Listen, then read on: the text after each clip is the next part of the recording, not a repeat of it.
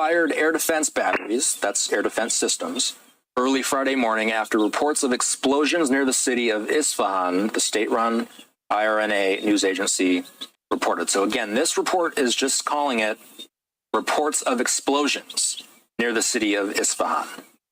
It remains unclear, according to the AP, if the country was under attack. However, tensions remain high in the wider Middle East after Iran's unprecedented missile and drone attack on Israel on Saturday.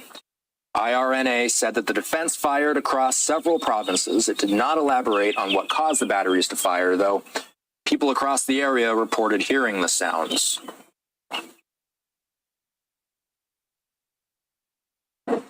So I'll also say the semi-official Fars and Tasnim news agencies reported the sounds of blasts without giving a cause. State television acknowledged, quote, loud noises in the area as well. We are hearing a lot of noise. We're hearing a lot of reports of explosions.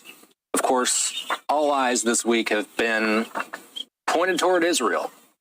Israeli officials, as you just heard from Alon Burstein, Israeli leaders have done nothing but indicate all week that they will carry out some sort of response to Iran's attack on Saturday. This very well could be that. What we are hearing out of Dubai, and again, we're reading reports from reporters that are based in the Middle East. They're saying that commercial flights have began diverting their routes over Western Iran without explanation early Friday, as one semi-official news agency in the Islamic Republic reported, quote, explosions without explanation, early Friday, as one semi. Many of the official sources that are coming through on our news wires are indicating these as loud noises, as explosions. The incident does come as tensions remain high in the wider Middle East, of course. So we are working to bring on our analysts, our experts. We do have an expert joining us very shortly here who will be discussing more in depth. And I will just say for a second that we are working with the newswires behind the scene. Let's tee up our next guest. I'm going to mute myself. I'll be back in about 30 seconds. All right. So we have the locations that have been hit in Iran. Additionally, locations have been hit in both Syria and Iraq. We're going to continue to bring it all to you. We did our news broadcast like we said we were going to do. I wanted to complete that because we're going to have overnight coverage of this. Because this is breaking news, we were going to do a private war watch and do that directly after the news broadcast. But we wanted to come out here and give everybody a public service announcement first. Before we did that, give you guys a better look at what is taking place here. So we've had a lot going on. We've had over, I think it's 136 EAMs, if somebody would confirm that in the chat. For today, that is a record number of EAMs. The Iranians have been hit, the Iraqis as well as the Syrians. They were all hit by Iran, or excuse me, by Israel just over an hour ago. We have live feeds from Tel Aviv, from Tehran, from Israel, from Syria, multiple shots from Tehran. There seems to now be more than 9 locations, all pertaining to the Iranian nuclear production. Seems to be the vast majority of the targets. Difficult to verify. There's been officials who are close with the defense ministry there who have indicated that they can't verify what's coming through. So, but let's assume there's something taking place. I mean, we shouldn't be surprised. Israel telegraphed basically more or less the last 48 hours it intended to respond. It would respond at a time and manner of its own choosing, the prime minister said. And attempts by the United States, the Europeans, to avert this, to delay it by enacting an additional round of sanctions against Iran in the last 24 hours didn't seem to accomplish that objective, again, assuming these reports of missile strikes are in fact verified. So while we're waiting to hear from that, What we can anticipate is that we need to find out, did these target military installations? Did they target economic commerce facilities? Are they nuclear sites? None of this is clear yet. And I think the next 24 hours will reveal a lot about what Israel was intending to target and whether it was successful. And then that will tell us what the possible response from Iran could be. So it's the overnight hours, or I should say it's really the early morning hours in Tel Aviv in the Middle East right now. This live image on our screen is coming from Tel Aviv. So, and again, we're working under the assumption that this could be some sort of Israeli response. What has Israel said this week about its response? Has it given us any indicator as to what this would look like? The only indicator it gave was that a response would be forthcoming and that it would be enough to send a message to Iran that it had crossed the line by launching direct strikes into Israel. The scale or the scope remained unknown, and that was by design. Again, whether it would be targeted assassination of senior Iranian officials in Iran or elsewhere, whether it would be strikes against Iran's nuclear facilities or other military installations, and or the use of cyber attacks to cripple Iran's infrastructure or other resources in some way.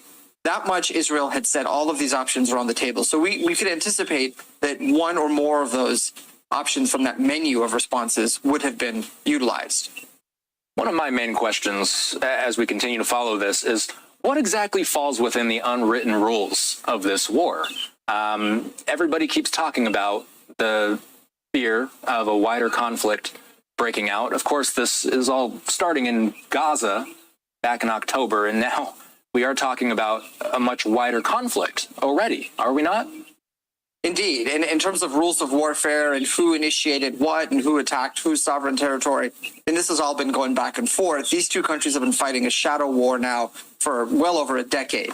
And it was only a matter of time before this would escalate into something more material and direct, as we're seeing here. And unfortunately, you know, any escalation of conflict between these two countries that goes beyond that shadow war would inevitably drag in other states, including the United States. I mean, we just had President Biden last weekend state that the United States' defense and commitment to defending Israel against aggression from Iran is ironclad.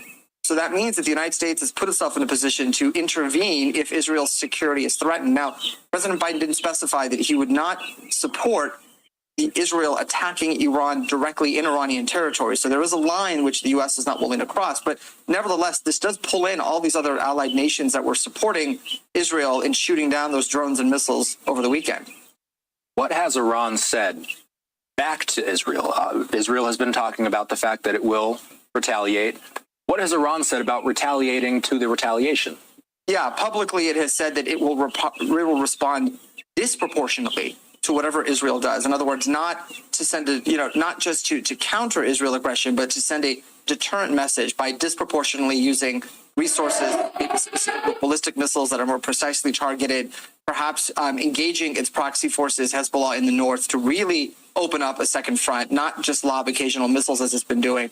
So Iran has threatened that it will respond disproportionately using all of the tools in its arsenal, which include, again, these proxy groups that front Israel on the northern and western borders. And that's something that we always like to make abundantly clear, is that this has been a proxy war up until these past recent weeks. Proxy war, that basically means Iran is, we always say, Hamas is an Iran-backed group, Hezbollah is an Iran-backed group, the Houthis are an Iran-backed group. I got to ask, when we talk about Iran and Israel relations, has there ever been in history a tit for tat like this between Israel and Iran directly without the proxies? Absolutely not. No. And it might be notable to many that these two countries were closely allied and had robust trade and security partnerships and agreements in the 60s and 70s. And their cooperation and coordination between Iranian and Israeli officials, and with including Iranians in the royal court in the 1970s. So no, and then obviously all ties were severed after the '79 revolution. So all of this is entirely new ground, unprecedented, and we're calling it a shadow war, a proxy war, and this is something Iran has been waging since the '80s, directly and indirectly against Israel and other targets that it perceives to be legitimate targets. I'm curious, how does the U.S. factor into this? We were just talking with another one of our analysts who said that Israel very much cares about what the U.S. thinks and what the U.S. says about this war. How is the U.S. going to think about, and I should actually preface it by saying this, what has the U.S. been saying this week about a possible Israeli retaliation to Iran? Has the U.S. supported that idea or said, don't retaliate? Well, we know that from the comments that were made public, President Biden, when he spoke with Netanyahu over the weekend, said given the fact that almost 99% of the missiles and projectiles Iran launched were intercepted by Israel, by the United States, by the United Kingdom and other allies, Biden said, and I quote, take the win, meaning that Israel suffered no casualties aside from one young Bedouin girl who was tragically injured, but really no damages and casualties otherwise. So take it as a win, he said. And use that to stay your hand and not respond in a way that would instigate or trigger Iran to go even further. So we know Biden made that statement. And now it looks like, Netanyahu said he would consider that, but that he would ultimately do what he felt was in Israel's best interest when it comes to its national security. So it seems like we've hit a limit to how far the United States can exert its influence and diplomacy.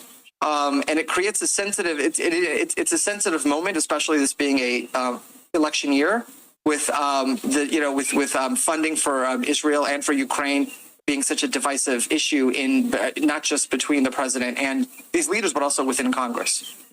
This is going to be reported as likely an Iran-Israel situation. Iran, Israel directly going at each other, but there's two other states that are mentioned in tonight's preliminary reports, Iraq and Syria. We're also hearing of explosions out of those two states.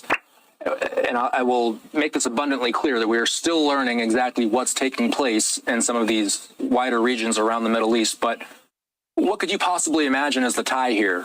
Iraq, Syria, what's the connection with Iran? Yeah, so these are both, essentially almost vassal states of Iran. Iran operates with a relative free hand throughout parts of Syria in cooperation with the Russian government, which also has tremendous influence over Syria. And Iraq is a majority Shia country aligned, whose politics and religious ideology aligns with that of Iran's hardline clerics. What Iran has done is it has essentially supported militias in Syria, in Iraq, who are acting at its behest as agents oftentimes. And we know that there are weapons being transferred from Iran to those territories, and the capability for these militia groups to fire missiles, rockets, and other attacks against Israel from Iraqi and Syrian soil. So presumably it was these installations, these mobile missile units, these batteries, these other weapons facilities that Israel was targeting in attacking Syria and Iraq. Again, assuming these reports are verified. How long do you think it will be until we actually learn any sort of tangible information? Obviously, the day is just starting in Israel. Maybe here's a better question. Israel didn't ever take official responsibility for that attack in Damascus. Do we anticipate that they will, if this is an Israeli attack, do we anticipate that they will take responsibility for this one? Well, absolutely. I mean, it would be difficult not to, given that, as I understand it, the type of projectiles that were used in what we're hearing in Esfahan and other locations were missiles fired from fighter jets. So again, it's hard to see any other country in that region that would do something like this, and it fits the timeline with when Israel said it would be willing to respond. So I think we will know by morning our time, in about 12 hours, I think, once some of the literal and proverbial dust clears, and we can get a sense of exactly what targets were hit, what installations were impacted, what the damage and fallout from that will be. I'll read a little bit of what the AP is saying for now. Iran fired air defense batteries early Friday morning after reports of explosions near the city of Isfahan, the state-run IRNA news agency reported. So the fact that defense batteries were activated, for anybody who isn't aware, defense batteries are basically air defense artillery that we're talking about. So when we speak about defense batteries being activated, we speak about, and here's something that people really have been discussing a lot. This has been a hot button topic, is Iran's nuclear program. I know that you have particular expertise in Iran and its history. Where does that program stand? At least what do we know about it? Well, we know that such a program exists. The estimate now is that Iran has maybe about a 90-day, 3-month breakout capability, which means that it has the ability to, within a span of 3 months, produce 1, maybe 2 nuclear weapons at most. It has sufficient quantities of enriched uranium and plutonium, and it has the ballistic missiles capable of carrying a nuclear warhead. However, to get everything assembled and get it ready to go, and to increase the quantity to meet a nuclear weapons threshold will take some time.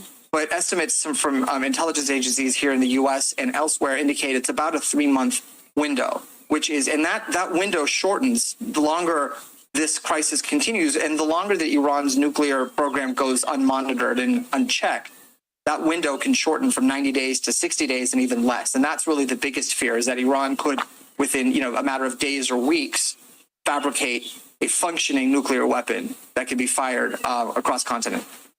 What are going to be the questions that you are most looking forward to getting the answers to in the immediate hours as the situation unfolds? The most important question I want to know is what targets were struck. What are they? Military? Are they nuclear facilities? Are they petroleum centers, refineries, anything that would impact Iran's commerce? Is it part of its electrical or power grid?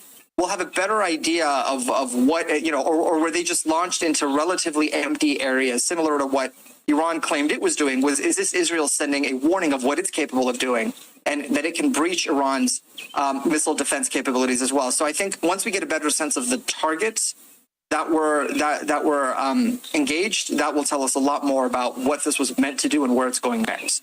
All right, Benjamin, is there anything else you feel is worth mentioning before we wrap up here? Meanwhile, what's happening in Gaza. Israel has said that it intends to launch an incursion into Rafah. This doesn't help. This doesn't make it easy to be fighting a multi-front war like this. So again, while this is happening, the war with Hamas in Gaza still continues. And it's unclear as to what direction that will take while these missile exchanges or rocket exchanges are taking place between Iran and Israel. It's important to note that U.S. and Israeli officials did speak today about a potential Rafah invasion. It's something we've been talking about for over a month, maybe months now, this looming Rafah expanded ground invasion. I got to ask, when we talk about Gaza specifically right now, the fighting there hasn't stopped, correct? It's still going on. It's minimized. It is going on. We're not seeing a huge influx of forces, doing these big, large-scale raids. We're not seeing, rocket or missiles firing or bombs being dropped yet. I believe at this point they're really being more targeted and precise. They're trying to identify the remaining command and control structures that Hamas has. I think they said there's maybe 4 of them now operating in and around Rafah, and trying its best to get a sense of how many hostages are still alive, where they might be, and how they can be removed from harm's way, in addition to getting the civilians that are in Gaza out of the area as best as possible. So I think right now we're at the logistics phase, deciding how this next part can be done before the Rafah incursion begins. We know the IDF has been working to eliminate all of those battalions, as they've been referring to them as, spread out around Gaza. One last thing I'll ask you before we go here.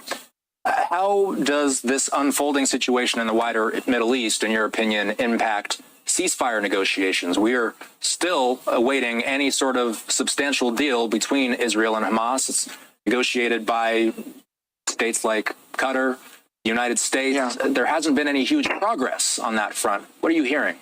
If Israel and Iran are exchanging missiles, firing missiles at each other, I don't see any universe in which ceasefire negotiations can materialize, especially given that Iran has every incentive now to make sure that the war continues, that Israel continues to take the sort of the PR hit, the optics hit in the international media and across college campuses. This is all benefiting Hamas, which in turn benefits Iran. So if Iran wants to do what's in its best interest, it would make sure that there is no ceasefire agreement, because the absence of a ceasefire agreement only strengthens Hamas's position. Obviously, it comes at the expense of the Palestinian people, which is horrific, but I don't anticipate any movement on this while this broader conflict is taking place between the two countries. All right. Benjamin Rad, we appreciate your analysis today. Take care. Thank you. All right. So we're going to continue on with this coverage. We are not going to take any commercial breaks. We are going to stick with this as this situation continues to develop out of the Middle East. Let's pull up this live image out of Tel Aviv. Hey, folks, we're just trying to stay on topic, and the topic is the attack between Israel, Iran, Iraq, and Syria. We don't care what the markets are doing. There's plenty of channels that cover the market. If you want to talk about the market, then go over there. You want to speculate or say stupid shit? Go to Foreskin's channel. They're full of idiots over there.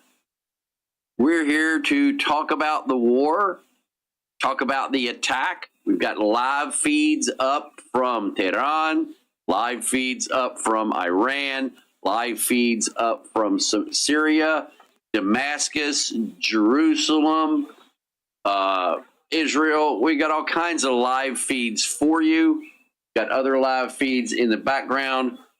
We're going to continue to bring you these live feeds and show you what's going on in real time. Did want to bring your attention to this, though, and we've been talking about this for a while, and that is the fact that we now have Titan. See right here, or Triton, flying into the Mediterranean. So this should go through the Rock of Gibraltar or the Strait of Gibraltar by the Rock of Gibraltar and should scan through the center of the sea here, cut a little bit to the north. It will fly across and then come back down and most likely land right here. And so when it lands there, we will watch it. We also have another Triton that is there. I got a text message the other evening from a guy telling me I should take my video down, take both of my videos down. I was putting out classified information, and I'm like, no, sir, none of what I have put out is classified. It's all publicly available. He said, I've already sent this to my higher-ups. I'm like, okay, fine, send it to your higher-ups, whatever. And then he came back and said, I'm sorry, you're 1,000% correct. I'll leave you alone now. Okay. 2 days ago, Harry, was the last time we saw one. We watched it, and we're going to continue to watch this one. They now have 2 of these aircraft moving into the area. Yes, this was a limited attack by Israel. If it wasn't, Tehran would be a smoking crater right now, but it's not. Israel hit their nuclear facilities. And so since Israel hit their nuclear facilities, Iran is upset now. So, oh yeah, Iran's going to respond. They're going to respond here quite healthily. And Israel is going to blow their shit out of the sky again.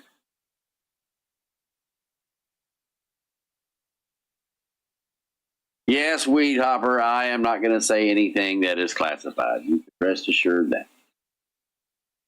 Yeah, they got their turbans in a twist, their panties in a wad. Their rags are ragged.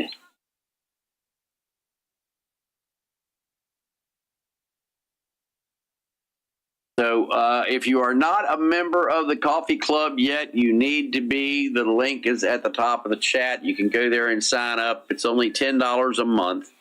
Gets you access to all of our after hours programming. It gets you access to all of our shows. It gets you access to our war watches. It gets you access to our weekend shows. It gets you in line to become a full-fledged KLW World News member on the network. We're sorry to inform you that we are out of space on the KLW World News Network. There are now 1,400 people in line to get onto the KLW World News Network. If you would like to be one of them, you can go to the link at the top of the chat and sign up there to become a full-fledged member of KLW World News, where you get our app to use on your smartphone or tablet. Get personalized warnings about things that are dangerous to you and your family. Give warnings about wildland fires, tornadoes, floodings, chemical releases, active shooters, or anything else that may directly interfere with you and your life. We send those messages out regularly to our members that are in close proximity to dangerous things.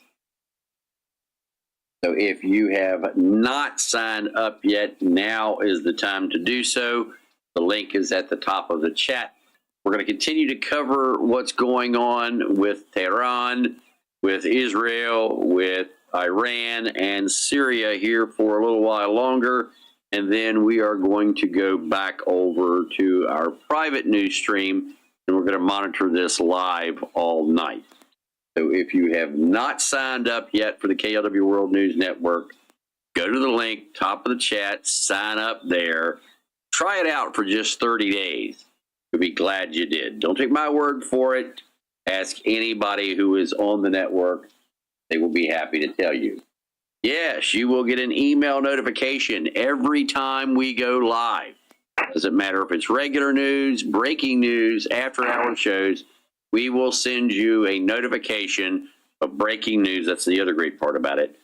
A notification of breaking news around the world. So now is the time to get hooked up. If you haven't tried it, you should. Try it for at least 30 days. You will be glad you did.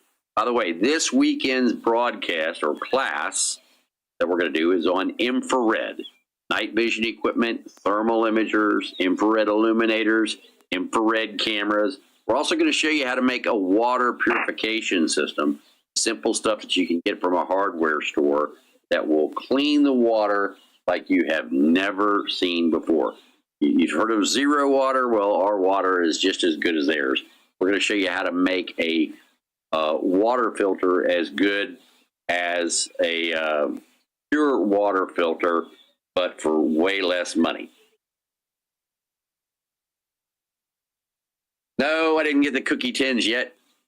I need to go do that. I'll have to do that probably tomorrow. I wanted to do it today, but with what's going on with the war, so on and so forth. And that's the other thing. This weekend, we're also going to talk about do-it-yourself EMP proofing. Ways that you can make things to hide your goodies so that in the event of an EMP, your goodies will still operate.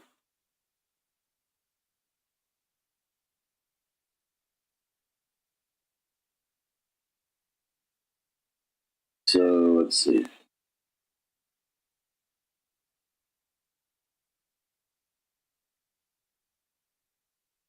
Yes, EMP proofing, we will be talking about that this weekend as well. So that's all part of the class. So if you haven't signed up yet, yes, those classes are open to silver members.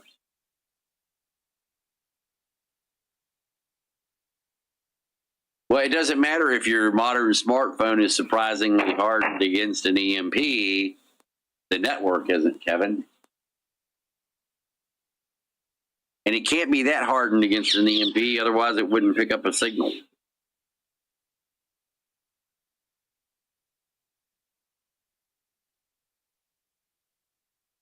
The U.S. is not involved in the attacks. The U.S. is involved in the shooting down of Iranian drones and missiles, but not in the attack on Iran.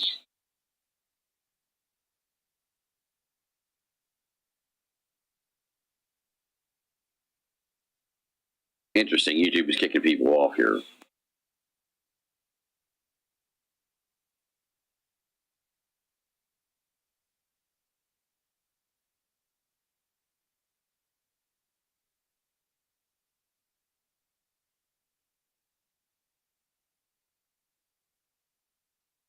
Yes, a battery can be protected. It depends upon the battery, though.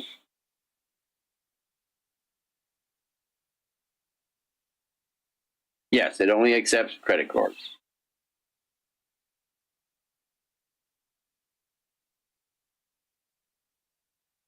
If there's a drone alert in northern Israel, how come we didn't hear it? Because we're monitoring the alert system live. As you can see right there, that is the drone alert system for the Israel system. So you're giving us information from 26 minutes ago. Well, actually longer ago than that, because the last alarm was for confrontation.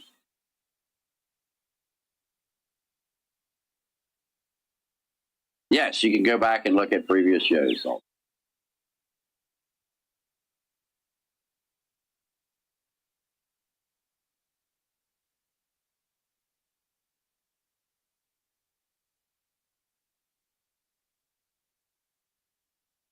It doesn't affect anything with an antenna.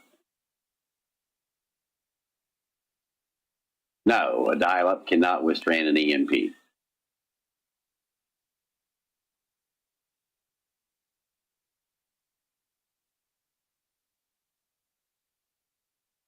The birds are live from Israel, Tel Aviv, and Iran and Syria.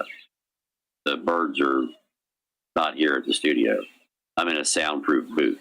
Can't hear a bird in here, no matter what a bird does. I've never heard a bird in here. So if you haven't signed up to the network yet, the link is at the top of the chat. I'll answer all your questions there on Saturday night. Yes, we had 136 EAMs today.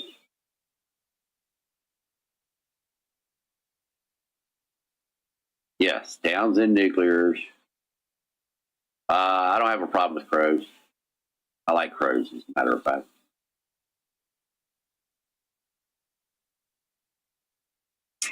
Yes, it'll smoke a CPAP machine. Got electronics in it.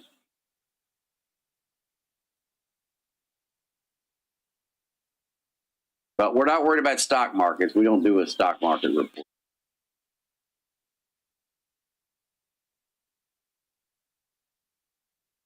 Yeah, we have horses and bunnies and pigs and so we just have horses, bunnies, and pigs now, and chickens.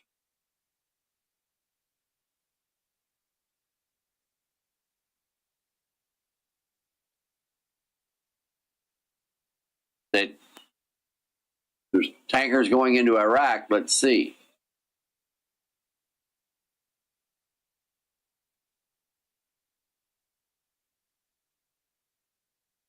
Where is a tanker in Iraq?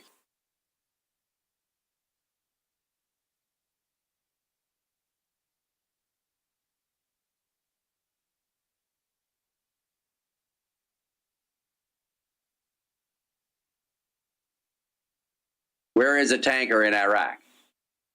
There's the map. Show me a tanker in Iraq.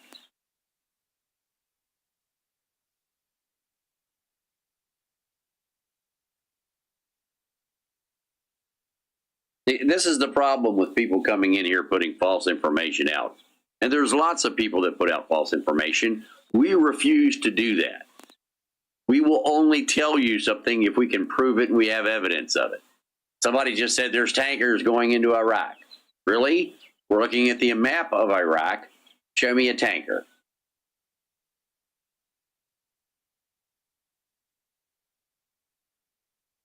Yeah, we are, David.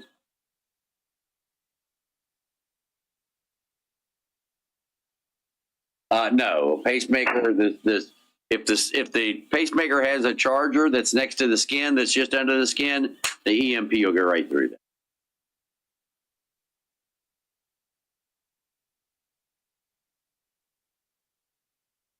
No, there's a tanker in Saudi headed towards Iraq, but we don't have a tanker over Iraq, and the attack is over as far as we can see.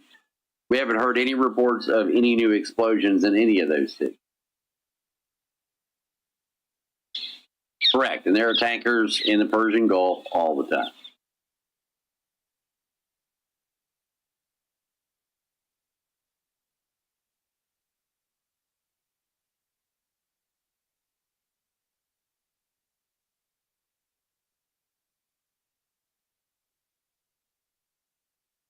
Well, let's go see. So here's Iraq. You can play it back. I pay for this, so let's see.